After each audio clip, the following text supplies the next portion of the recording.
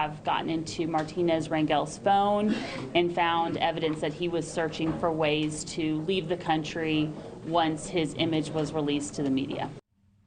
This is incredibly frustrating, this entire case. It's tragic and horrific. That was a Houston prosecutor talking about the man you see in yellow on your screen, Johan Jose Martinez Rangel. He is one of 2 illegal immigrants accused of murdering a 12-year-old girl. Her name is Jocelyn Nungare. It happened last week. A judge set a $10 million bond for both of the suspects in this case. As Martinez Rangel was escorted out of court, a really emotional moment, Jocelyn's grandmother shouted at him, "Murderer, look at my face." Police say he and Franklin Pina lured Jocelyn to a bridge where they strangled her. Her body was found in a creek the next morning, and we're learning more gruesome details. Prosecutors now saying that Martinez Rangel admitted to tying this little girl's legs and had bite marks on his arm. If lab tests find that there is evidence of a sexual assault, these 2 suspects could also be eligible for the death penalty. Both men came to the U.S., we now know, from Venezuela. Earlier this year, they were apprehended near El Paso. Then they were released, and they were ordered to appear in court. Ron Vitiello is joining us now. He is a former chief of U.S. Border Control and an ICE director. It's frustrating because they were here illegally, they went through the process, and then they were released. We've seen other cases like this, equally frustrating, Ron. Rachel Morin, the mother of 5 from the Northeast who was murdered, now charged in her case, an illegal immigrant. Laken Riley, the student from Georgia, same thing. Now we've got this little girl in Texas. Where is the gap in the process that these illegal immigrants with criminal histories, many of them, are falling through the cracks? Yeah, it's very unfortunate. My condolences to those families. You know, that grandmother, you can empathize with her anger. You know, here are 2 people that don't deserve to be in the United States. They do not have the privileges that you and I have to be born in this country.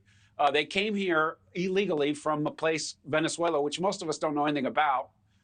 And they were let go by our own government after a brief stay with CBP.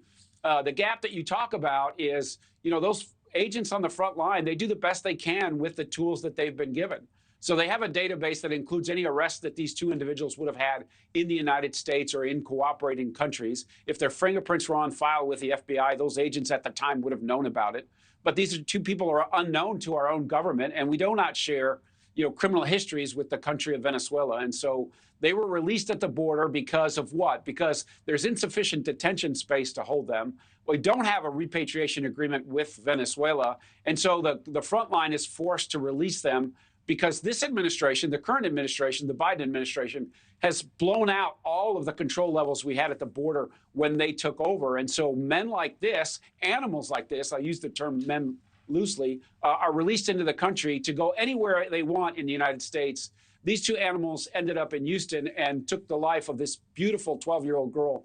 We deserve better as a society. The American public deserves better. The Department of Homeland Security and its frontline agents deserve better leadership than we're seeing out of the White House, because they do have tools to take care of problems like this. But with the volume that they're seeing and the conditions that they're in, they're left to release people like this in the United States. And it's not just criminals and crooks and animals from Venezuela.